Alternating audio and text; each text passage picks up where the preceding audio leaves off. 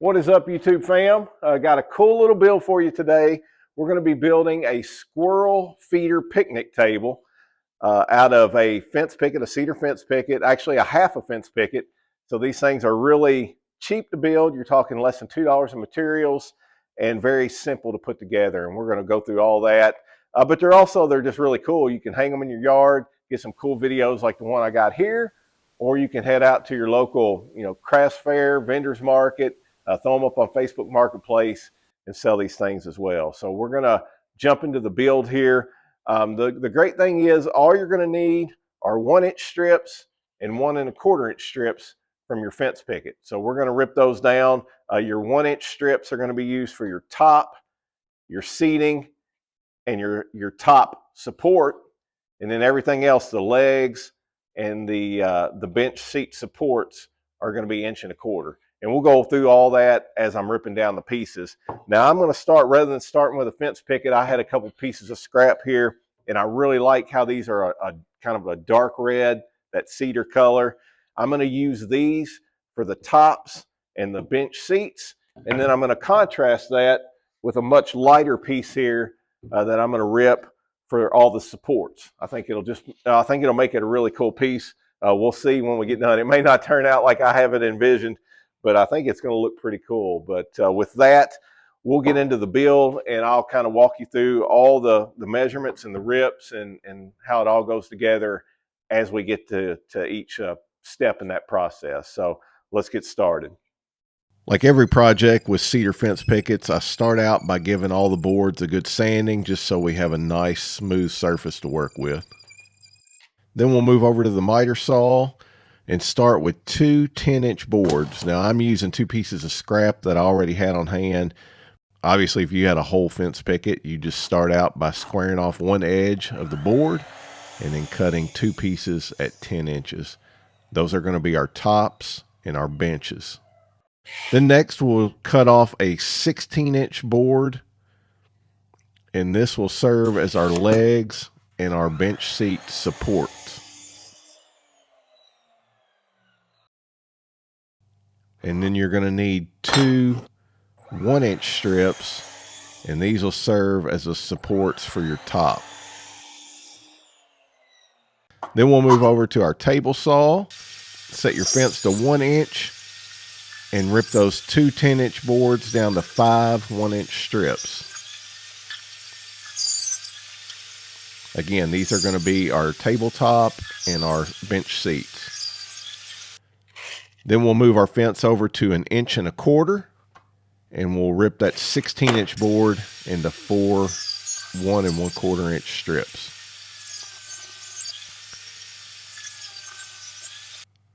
We'll take 2 of those 16-inch strips and cut them down to 13 inches. These will serve as our bench seat supports. Then we're going to move our miter saw to a 45, and we'll cut our legs from the 2 other 16-inch boards. Start by just cutting a 45 on the end of your board, and then you're going to mark it 8 inches from long tip to long tip.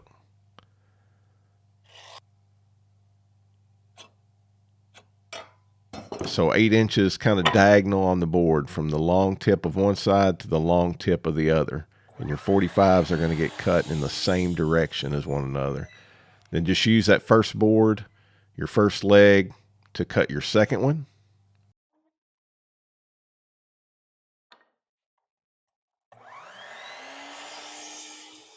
And we're going to do the same thing with our remaining 16-inch piece.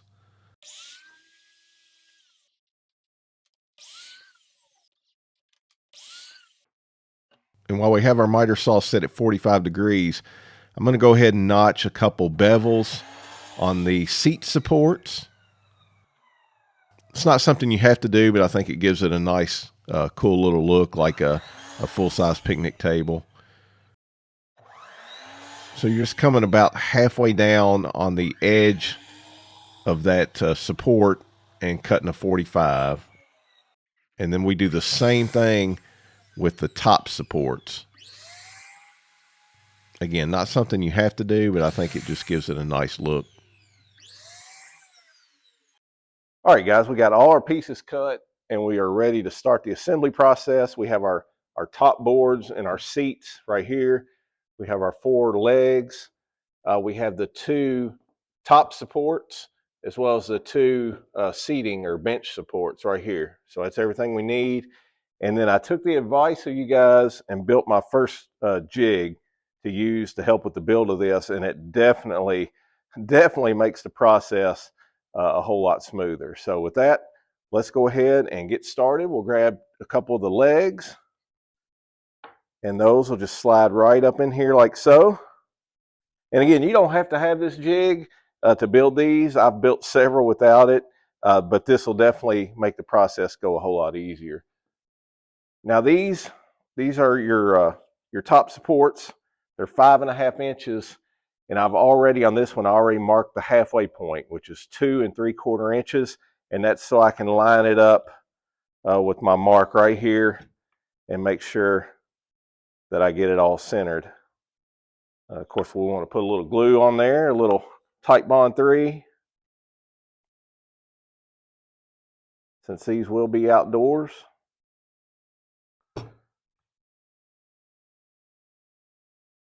Get it centered up.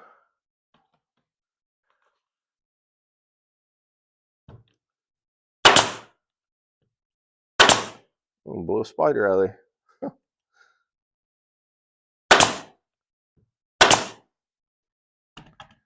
Then we'll grab one of our seat supports. And the same thing, I've got a line on here. Of course, I got 2 lines. I had a little boo-boo there, but I made some adjustment. And so we'll line this up at the top with that top line. And then again, I've made a mark here in the middle. These are 13 inches long. So that's at 6.5 inches. I just line it up horizontally and line up my little mark, tick mark there. Of course, we'll get a little, again, get a little glue on here.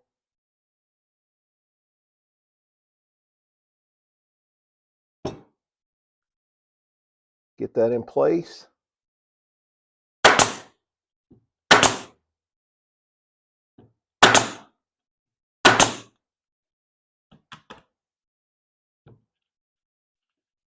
There we go. One side complete. Go ahead and do the other one.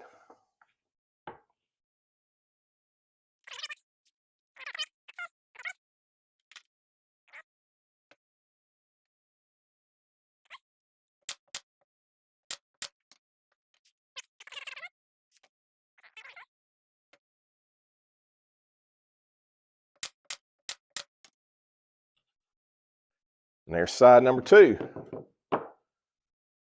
Now, I'm going to switch out jigs here. I created this one to help hold these up as we put the seats and the top on there, just to keep them, nice and level and at a 90-degree angle vertically. But let me get a couple clamps here.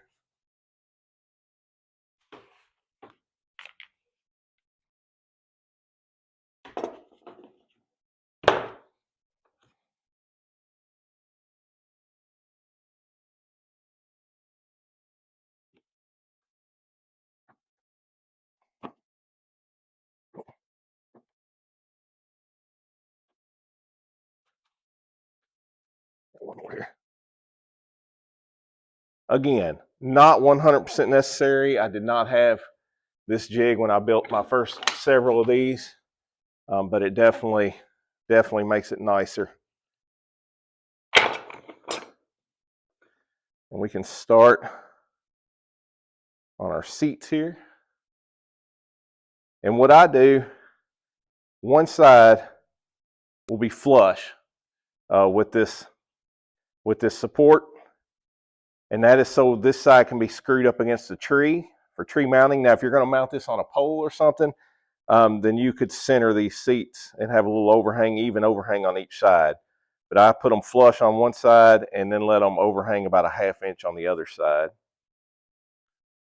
Let's get a little glue on here.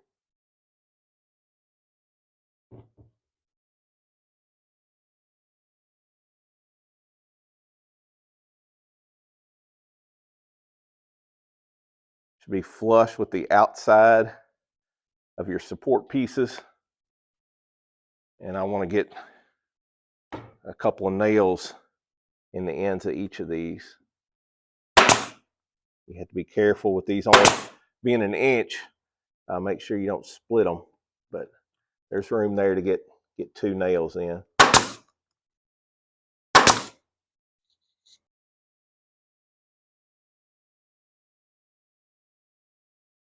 And how much you gap these is up to you. I mean, just something that looks visually good. I just put a small, maybe an 1/8 inch, if that, gap between the two.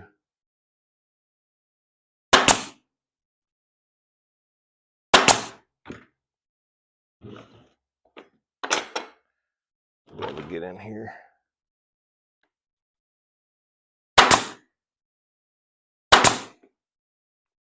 All right, let's get our other 2 bench pieces on there, and then we can put our center piece in, and then we can probably drop these clamps at that point. And of course, watch what you're doing. I spun this around, so I want to make sure that I'm keeping the flush side the same on both ends.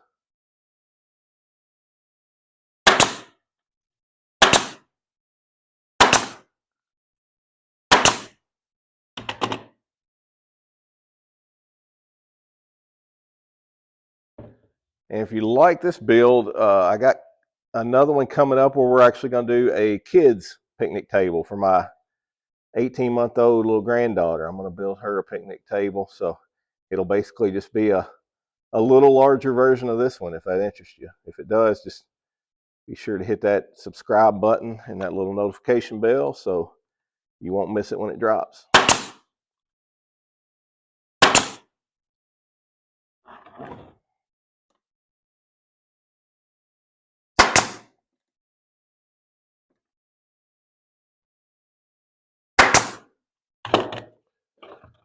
All right. I have my center marks, thankfully, on my little supports here, my top supports. So I want to center this one right in the middle of those marks, obviously. And what we'll do is get our center board set, and then our 2 outside ones, and then the ones that go in between, we can just kind of eyeball those to how much spacing they need. Oh, I was about to put my overhang on the wrong one there. That would have been bad. Let's get our screws in this end first, or our nails, I should say, our brads. And then we'll make sure that we're centered here. And I know you can't see this part, but just making sure I'm center of that support.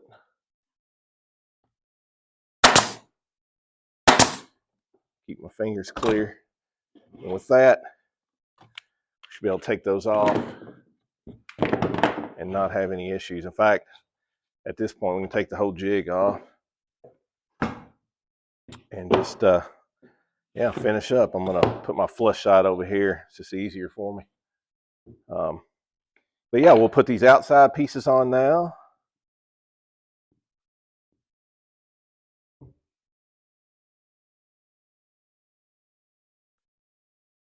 Again, we'll just flush these up with the outside edges of your supports.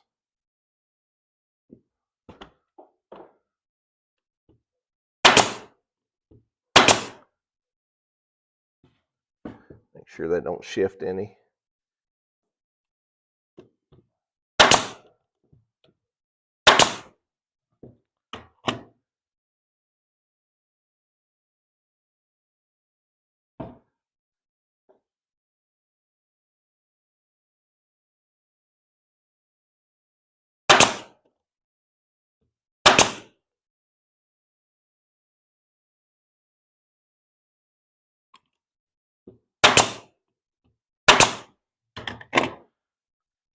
All right, once we have those outside ones on there, we can just kind of space these out. And it helps if you don't let your your brad gun run out of brads like I did.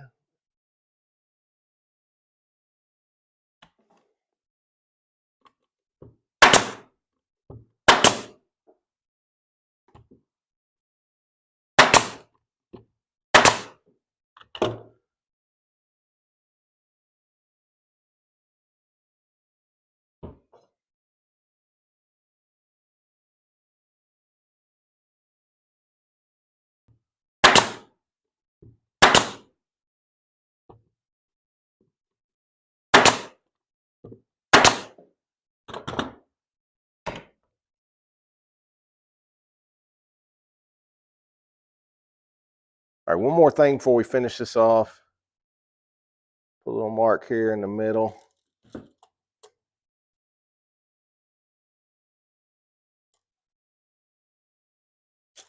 Right there. We'll drill a hole, small hole.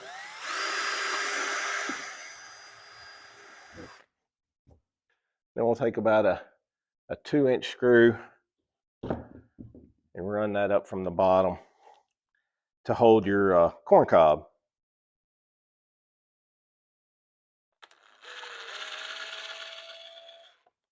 And you'll just screw your corn cob right onto that. I have seen some people get these little metal buckets, and you can hot glue those or screw them onto it and just put peanuts and corn in the bucket itself. It's however you want to do it. Oh, one other thing I do as well, on the flush side where you're going to mount it to a tree, if you're going to mount it to a tree, I go ahead and drill a pilot hole right here. Hopefully you can see that. And then I'll drill one right in the middle here. And I'm just kind of eyeballing these. But